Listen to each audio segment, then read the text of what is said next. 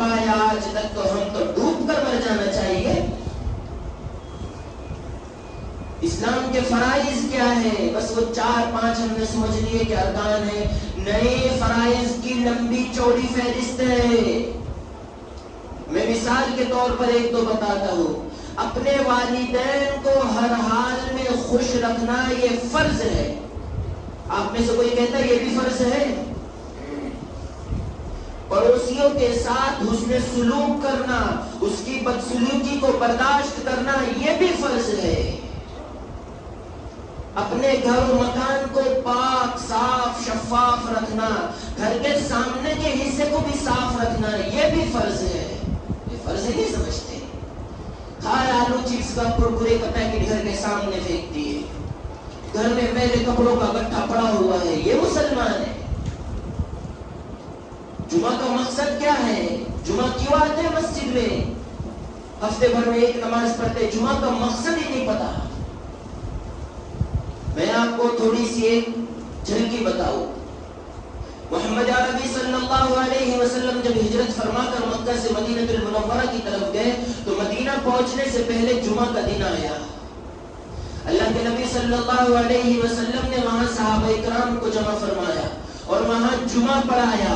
اور آپ کا جمعہ ہوتا تھا کہ مسلمانوں کو، صحابہ کرام کو آنے والے واقعات سے رہنمائی کی جائے، ان کو بتایا جائے، ان کو گائیڈ کیا جائے کہ آنے والے واقعات سے کس طرح مقابلہ کرنا ہے، کیا پلاننگ کرنی ہے، کیا منصوبہ بنانا ہے. یہ دور چلا اللہ کے نبی صلی اللہ علیہ وسلم سے لے کر آج تک جمعہ اسی نہج پر چل رہا ہے. لیکن آج ہمارے دور میں جمعہ کا مقصد بدل گیا. جمعہ میں خطبہ ہوتا ہے، بیان ہوتا ہے. اس بیان کا کیا مقصد ہوتا ہے؟ وہ یہ کہ مسلمانوں کو موجودہ دور کے اس وقت کے حالات سے باخبر کیا جائے. یہ قائدین کی، لیڈروں کی ضرورت ہوتی ہے کہ مسلمانوں کو رہنمائی، تازہ ترین مواد امت مسلمہ کے سامنے رکھا جائے. آپ یقین جانیں کیا یہ جمعہ کا مقصد آج ہو رہا ہے؟ ہو رہا ہے؟ ارے بتاؤ نا. نہیں ہو رہے. مجھے ایسا لگا کہ میں قبرستان میں بیٹھ کر بیان کر رہا ہوں. مجھے خاموش لوگ پسند نہیں ہے. تو بتاؤ یہ جمعہ کا مقصد ہو رہے ہیں؟ آج ہمارے مساجد کے اندر، آج کہیں اور پروگرام میں ہمیں حالات سے کوئی باخبر کر رہے ہیں؟ ارے بتاؤ. نہیں کر رہے.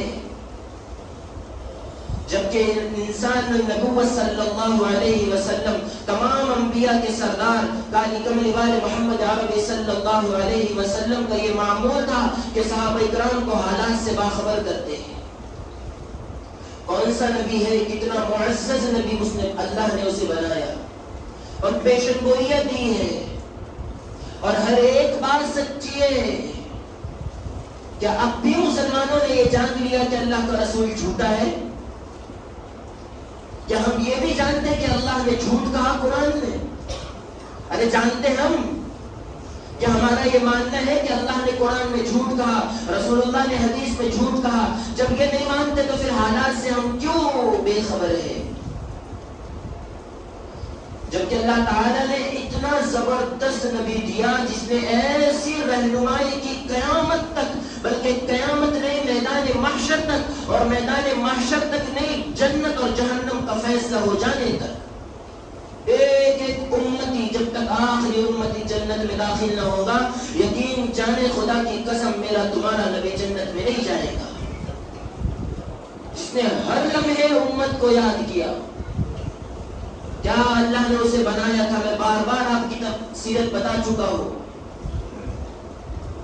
خود رسول اکرم صلی اللہ علیہ وسلم کے دادا جب گھر میں آئے ہیں، دادی نے شکایت کر دی، اللہ کے نبی صلی اللہ علیہ وسلم کے والد صاحب کا انتقال ہو گیا، دنیا میں نہیں آئے، دنیا سے چلے گئے. آپ علیہ السلام ماں کے پیٹ میں ہے. حضرت آمنہ اتنی خوش نصیب ماں یہ کہ جہاں تھوکتی ہے وہاں سے بھی خوشبو آتی ہے، جہاں دیوار پر ہاتھ لگاتی وہاں سے بھی خوشبو آتی ہے.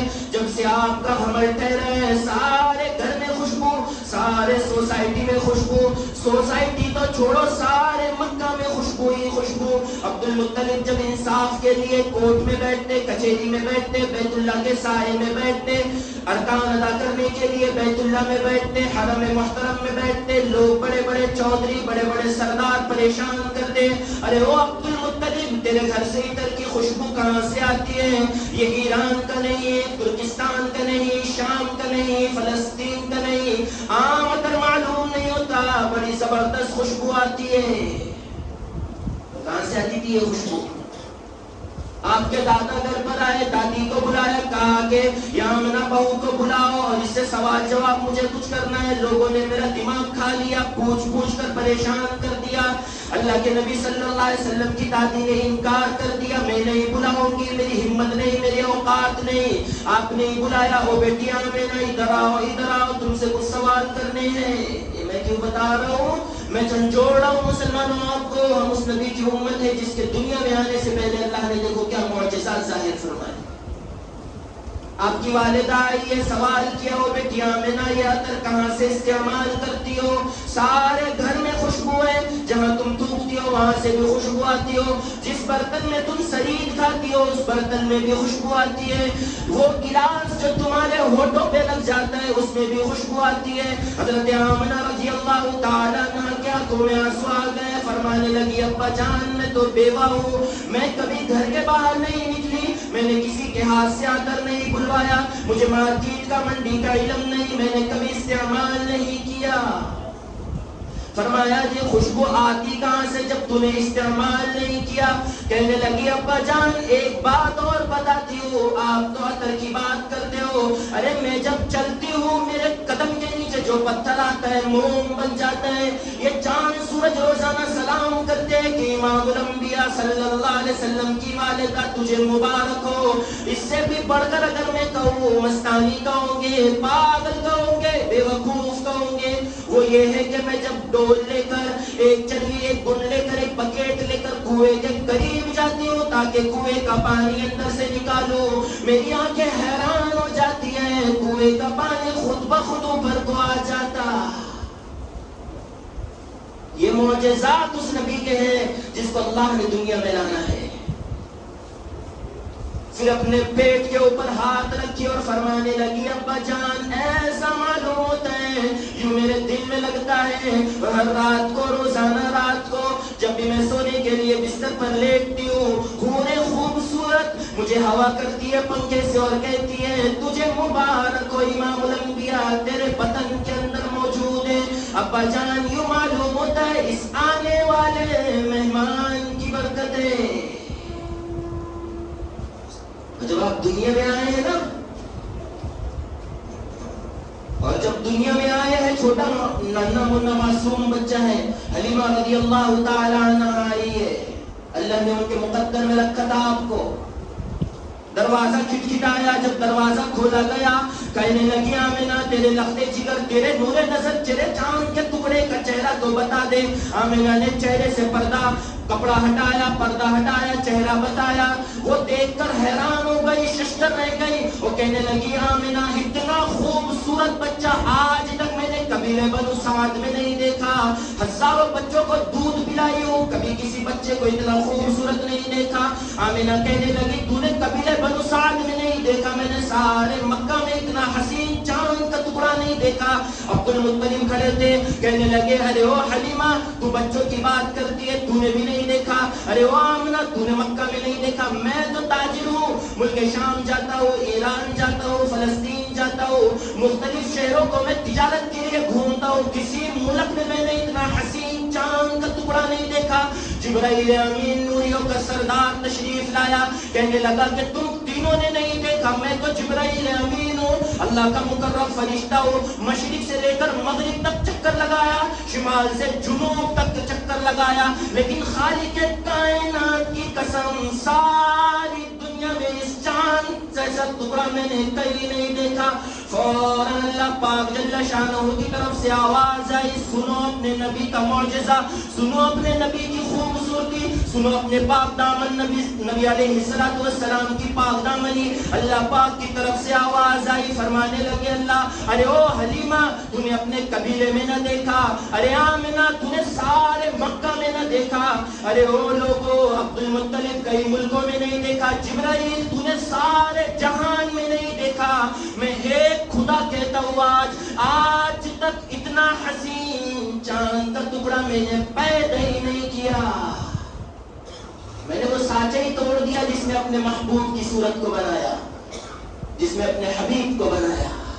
اتنا زبردست نبی اللہ نے ہمیں دیا جس کی ہر چیز کو اللہ تعالی نے ہائی لائٹ کیا اور سجایا اور امت تک پہنچایا۔ کیا ان امت محمدیہ صلی اللہ علیہ وسلم کے نوجوانوں کا اور بوڑھوں کا، ادھیڑ عمر کا، مردوں کا، عورتوں کا یہ فریضہ نہیں بنتا کہ اس نبی کی زندگی کو اپنائے؟ اتنا کہنے کے بعد بھی کہ ہمارا دل موم نہیں بنا؟ اور کیا چیز آپ چاہتے ہو یہ بتاؤ تو صحیح۔ میں نے شروع میں ہی کہا کہ اللہ تعالی نے ہمیں انسان بنایا اور ہمیں ایک چیز دے کر بھیجی ہے، اور وہ یہ ہے کہ فکر آخرت کو اگر باقی رکھو گے تو زندگی میں سر بلند رہو گے، مرتے دم تک سر بلند رہو گے۔ اس چیز کو چھوڑ دیا تو پھر کوئی چیز تمہیں بچا نہیں سکے گی۔ حالات سے ڈر جا رہے مسلمان، حالات ایسے ہیں کہ مسلمان ڈر جا رہے ہیں۔ ہم کافر ڈرے تو ڈرے، لیکن ہم کیوں ڈر سکتے؟ لا تقنطوا من رحمت اللہ، اللہ کی رحمت سے مایوس نہیں ہونا۔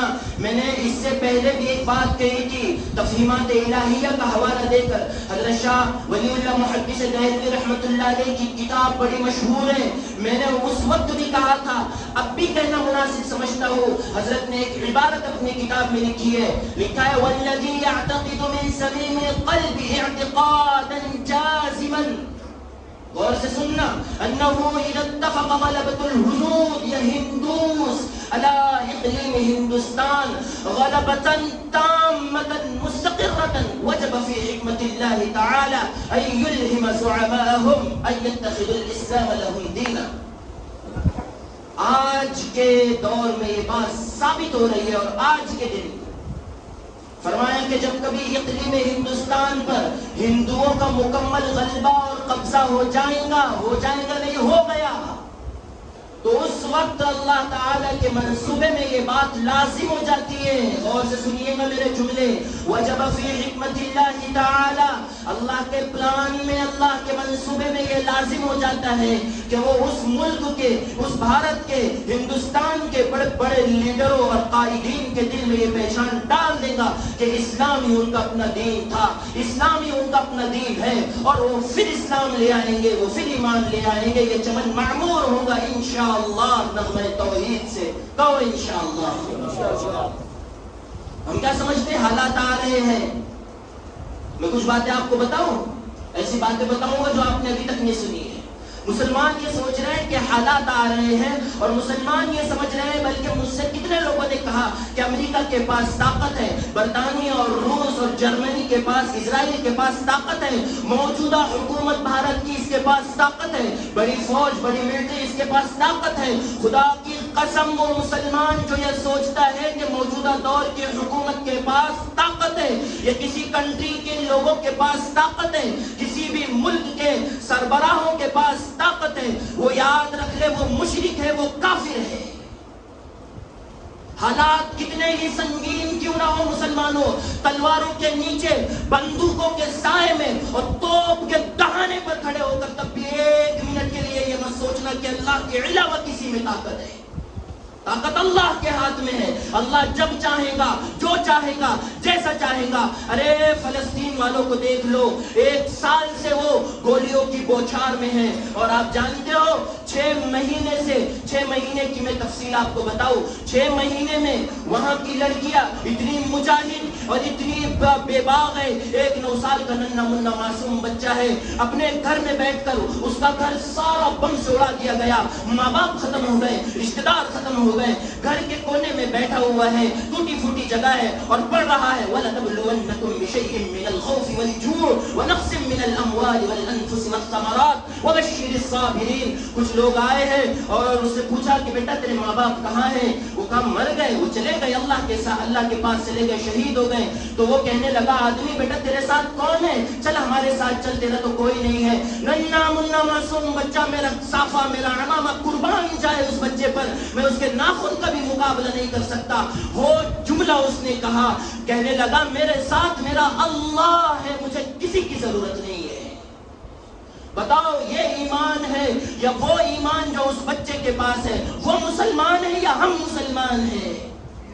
جب وہاں خیموں کے اندر بچیاں قرآن کریم حفظ کر رہی ہیں، 36,000 نوجوان میری بہنیں نابالغ ہیں، کنواری ہیں، انہوں نے 36,000 کی تعداد کی لڑکیوں نے قرآن کریم کو حفظ یاد کیا. اور جب انہیں پتا چلتا ہے، کہا جاتا ہے کہ یہاں حملہ ہونے والا ہے، اسرائیل کی طرف سے بم آنے والا ہے، تو وہ خیمے چینج کرتے ہیں، بدلتے ہیں. اور سب سے پہلے لڑکی میری بہن جب اپنے خیمے سے نکلتی ہے تو کہتی ہے میرا قرآن نہ رہ جائے، میرا قرآن نہ رہ جائے. بتاؤ وہ ایمان والے ہیں یا ہم ایمان والے ہیں؟ فیصلہ کرو، اب بھی فیصلے کے دن قریب ہے، اپنے رب کو مناؤ. میں آپ کو ایک مختصر واقعہ بتاتا ہوں، اگر 2-3 منٹ اوپر ہو جائے تو برداشت کے ساتھ بیٹھ جانا، اس لیے کہ بتانا بہت ضروری ہے. غور سے سننا، میرے طرف توجہ رکھنا. جب مسلمان ایسے ہم جیسے گھیرے گئے ہیں، اور میں الحمدللہ ثم الحمدللہ اللہ کے فضل سے میں ہوائی فائر کرنے والوں میں سے یقینی نہیں ہوں. مجھے اپنے جان کی کوئی پرواہ نہیں ہے. مجھے یہ بھی ڈر نہیں ہے کہ موجودہ حکومت مجھے جیل میں بند کر دے، میں ڈرنے والا نہیں ہوں. اس لیے کہ ہمارے میرے اکابر نے مجھے یہی درس دیا ہے کہ جب بھی بولنا حق کے ساتھ بولنا، یہ پرواہ نہ کرنا کہ تیرا سر کٹ جائے. میں بالکل پرواہ نہیں کرتا. آن دا ریکارڈ کہتا ہوں کہ ہندوستان کے دستور کو بدلا جا رہا ہے. اس سے پہلے کچھ سال پہلے ہندوستان کے دستور بدلنے کا ارادہ کیا گیا تھا، لیکن موجودہ حکومت کے پاس، مودی حکومت کے پاس اتنی طاقت نہیں تھی. اب بھی جو الیکشن ہوئے ہیں، اس میں آپ جانتے ہیں کہ حالات اتنے خطرناک ہیں کہ مسلمانوں سے ان کے ووٹ دینے کا اختیار چھین لیا گیا، اور بل بنائے گئے ہیں، نیا دستور بن رہا ہے. یاد رکھنا مسلمانوں، بڑے خطرناک دن ہیں. دستور بن رہا ہے جس میں مساجد کو توڑ دیا جائے گا، مدارس کو توڑ دیا جائے گا. کفر اور اسلام کا یہ فیصلہ کن معرکہ آخری اسٹیج پر ہے. میں ہر وقت جمعہ میں بتایا کرتا تھا، لیکن اب کہتا ہوں کہ کفر اور اسلام کی جو لڑائی ہے بالکل آخری اسٹیج پر ہے. اس دستور اور اس فائل کے اندر جو نافذ کی جانے والی ہے، اللہ نہ کرے کہ وہ نافذ ہو، دعا کرنا اللہ سے، لیکن وہ جو نافذ کی جانے والی جو پلاننگ اور جو منصوبے ہیں، اس میں یہ لکھا ہوا ہے کہ ہر مسلمان لڑکی کو ننگا کیا جائے گا، بغیر سر کا دوپٹہ ہٹائے اس کا پاسپورٹ نہیں بنے گا. ہر مسلمان عورت کو ذلیل کیا جائے گا، اور مسلمانوں کے مدارس کو توڑ دیا جائے گا، اور مدارسوں پر قبضہ کرنا شروع ہے، مسجدوں پر قبضہ کرنا شروع ہے. اور آپ جانتے ہیں کہ ہمارے بھارت کے اندر مسلمان عورتوں کو لون دیے جا رہے ہیں. جانتے ہیں آپ، مسلمان عورتوں کو لون دیے جا رہے ہیں، لون. اور جس کے نتیجے میں جب ہماری مائیں بہنیں وہ لون ادا نہیں کر پا رہی ہے، وہ مجبور ہے برتن دھوتی ہے، وہ کپڑے دھوتی ہے، وہ بیوہ ہے، اس نے لون تو لے لیا تھا، اب وہ بھر نہیں سکتی. تو یاد ہے آپ کو، آپ جانتے ہو کیا ہو رہا ہے؟ اس لون دینے کے بجائے انہی عورتوں سے زنا کیا جا رہا ہے. اتنے گھٹیا حالات ہو گئے ہیں ہندوستان کے. ایک پہلے بھی ایسا ہوا تھا جب تاتاری قوم آئی تھی تو یومیہ 6 لاکھ مسلمانوں کو تاتاری قوم ذبح کر رہی تھی. میں بالکل مختصر یہ واقعہ بتاؤں گا، غور سے توجہ سے سننا، بہت سبق آمیز واقعہ ہے. 3 دن کے اندر تاتاریوں نے 18 لاکھ مسلمانوں کو شہید کیا تھا. 3 دن کے اندر. وہی حالات آج چندرپور میں ہے، اور ودربھ میں ہے، برار میں ہے، پورے ہندوستان، پورے بھارت کے اندر وہی حالات ہیں. موجودہ جو حکومت ہے وہ ہندوستان میں مسلمانوں کو توحید سے ہٹانا چاہتی ہے، اور دیش دروہ کا مقدمہ لگا کر مسلمان نوجوانوں کو جیل میں بند کرنا چاہتی ہے. اور ایسے پلاننگ ہے کہ میرے پاس وقت نہیں ہے. اگر میرے پاس پونا گھنٹہ ہوتا میں ایک بات آپ کو بالکل کھول کر بتاتا. مجھے ڈر نہیں لگتا. ہاں مجھے پتا ہے کہ آپ کو سن کر کے ڈر لگے گا. میں نہیں ڈرتا کسی کے باپ سے. میں اعلان بے باکی کے ساتھ کہتا ہوں. تو میں واقعہ بتا رہا تھا کہ تاتاریوں نے مسلمانوں کا قتل عام کیا. ایک دن میں 6 لاکھ مسلمانوں کو مار رہے تھے. جب ہلاکو خان کی شہزادی اپنے گھوڑے پر سوار ہو کر نکلی ہے تو ایک جھوپڑی کے اندر ایک بزرگ کو، ایک بڈھے کو دیکھا جو سمجھا رہا ہے کوئی لوگوں سے. وہ شہزادی کہنے لگی وہ کون ہے؟ وہ تو مسلمان معلوم ہوتا ہے, لاؤ اس کو گھسیٹ کر. جب حضرت کو لایا گیا تو آپ کی داڑھی شہزادی کے جوتوں پر ٹچ ہو رہی تھی. شہزادی کہنے لگی کہ ارے تم مسلمان ہے؟ کہنے لگا ہاں میں مسلمان ہوں بیٹا. اس نے کہا کہ ہمیں پتا ہے کہ تم اللہ پر ایمان رکھتے ہو. کہا کہ ہاں تجھے صحیح پتا ہے کہ ہم اللہ پر ایمان رکھتے ہیں. پھر شہزادی کہنے لگی کہ ہمیں یہ بھی پتا ہے کہ تم کہتے ہو کہ جس کے ساتھ اللہ ہے وہ کامیاب ہی کامیاب, جس کے ساتھ اللہ نہیں ہے وہ ناکام ہی ناکام. تو اب مان کیوں نہیں لیتے اللہ ہمارے ساتھ ہے؟ تو بزرگ کی چیخ نکل گئی اور کہنے لگا کہ اللہ تمہارے ساتھ ہرگز نہیں ہے, آج بھی اللہ مسلمانوں کے ساتھ ہے. کہنے لگی لڑکی کہ دیکھتے نہیں ہو 18-19 لاکھ کی تعداد تاتاریوں کی تھی, بنجارے تھے, گھومنے والے, بکریاں چرانے والے تھے, لیکن صبح کر دیے گئے. آج تو اللہ ہمارے ساتھ ہے, ہم سب اٹھا کر جی رہے ہیں. بزرگ نے کہا بیٹی تمہارے پاس میں مویشی ہے؟ مویشی اس دور کے اندر تاتاری کے وقت میں جس کے پاس جتنے جانور ہوتے, گھوڑے, گدھے, اونٹ ہوتے, وہ اتنا بڑا مالدار ہوتا تھا. تو حضرت نے کہا کہ تمہارے پاس مویشی ہے, جانور ہے؟ کہا کہ میرے پاس تو ہزاروں کی, میں شہزادی ہوں, ہزاروں جانور میرے پاس ہے. تو حضرت نے کہا کہ پھر ان جانوروں کو جب چرانے کے لیے بھیجتے ہو تو ساتھ میں شکاری کتے بھی بھیجتے ہو؟ چونکہ ہزاروں کی تعداد میں بکریاں ہو تو 10 چرواہوں سے کام نہیں چلے گا. ان کے لیے کتے بڑے بڑے زبردست طاقت والے تربیت یافتہ کتے تیار کیے جاتے تھے اور وہ بکریوں کو چرا کر کے پھر وہ سرحد میں واپس لے کر آتے تھے. تو کہنے لگے حضرت نے کہ تمہارے پاس میں مویشی تو ہے لیکن کیا کتے ہیں تربیت یافتہ؟ کہا ہے اس سے زبردست 10 کتے ہیں, ایک آواز اگر لگاتے ہیں تو 10,000 بکریوں کو پیچھے لے کر آ جاتے ہیں. تو حضرت نے پوچھا یہ کتوں کو ان کے ساتھ کیوں بھیجتے ہیں؟ وہ شہزادی کہنے لگی حضرت اس لیے بھیجتے ہیں تاکہ ہمارے مویشی, ہمارے جانور, ہمارا مینڈا مینڈی, بکرا بکری یہ واپس سلامتی کے ساتھ چارہ کھا کر کے اپنے مالک کے پاس آ جائے, انہیں کوئی نقصان نہ ہو. تو حضرت نے کہا بالکل صحیح کہا بیٹی تو نے, آج بھی اللہ تعالی ہمارے ساتھ ہے, لیکن اللہ تعالیٰ نے ہمیں کنٹرول میں کرنے کے لیے, ہمیں سبق سکھانے کے لیے یہ وحشی جانوروں کو ہمارے پیچھے لگا دیا. اس لیے ہم جہاں تہاں آج منہ مارنے لگے, جہاں تہاں اللہ کے احکام کو توڑنے لگے, جہاں تہاں ہماری نوجوان بچیاں رنڈی کھانے پہ چلے گئی, جہاں تہاں مسلمان سودی کاروبار کرنے لگے, جہاں تہاں مسلمانوں کی شادیاں لاکھوں کروڑوں میں چلی گئی. ایک مسلمان کی شادی جب وہ جہیز کے نام پر لڑکی والوں سے مانگتا ہے جو کہ حرام ہے, 10-10 لاکھ روپے مانگے جا رہے ہیں معاشرے کے اندر, تو آج بھی اللہ تعالیٰ نے ان کتوں کو ہمارے پیچھے لگا دیا. اب مسلمان سمجھ جاؤ, سمجھ جانے کا وقت ہے. اس لیے اللہ تعالیٰ سے دعا کرو کہ اللہ تعالیٰ نے ہر حال میں ہمیں تنہا نہیں چھوڑا. یہ نہیں سوچنا کہ اللہ تعالیٰ ہمارے ساتھ نہیں ہے یا اللہ ہم سے مایوس ہو گیا. خدا کی قسم یہ کفر ہے.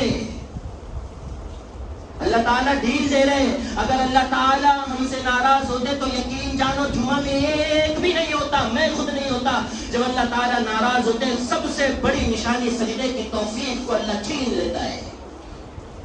اس لیے اللہ ناراض نہیں ہے. جمعہ میں اپنے رب کو مناؤ. اور مسلمانوں یہ جتنے پڈولی کے ایریے میں لوگ ہیں یا جو باہر کے ہیں, میں یہ نہیں کہتا کہ نماز کے جماعت کے ساتھ یقیناً نماز پڑھو. میں یہ کہتا ہوں جہاں بھی نماز کا وقت ہو, چاہے کمپنی میں ہو, کہیں اور ہو, گھر پر ہو, وہاں نماز پڑھ لو. تمہیں اللہ اور اس کے رسول کا واسطہ نماز مت چھوڑنا. اور دوسری بات حالات حاضرہ کو سامنے رکھتے ہوئے میں نوجوانوں سے درخواست کروں گا جن کی شادی نہیں ہوئی ہے وہ اپنے والدین کا پیر پکڑ کے یہ ریکویسٹ کرے, زبردستی نہ کرے, ریکویسٹ کرے کہ میرے والد صاحب میرے نکاح کو آسان بنائیے, میرے شادی میں زیادہ فضول خرچی نہ کیجیے. اور اس موبائل کے ذریعے جو بہنیں میری سن رہی ہیں مجھے, میں تم سے درخواست کرتا ہوں کہ اپنے والدین کی, اپنے والدہ کی, اپنے ممی کا پیر پکڑ کر انہیں اللہ اور اس کے رسول کا واسطہ دے کر یہ کہیے کہ اماں جان فاطمہ سے زیادہ معزز میں نہیں ہوں, میرے شادی میں فضول کی خرچی نہ کرنا. کہ کہیں ایسا نہ ہو کہ جب بارات والے مجھے لینے کے لیے آئیں گے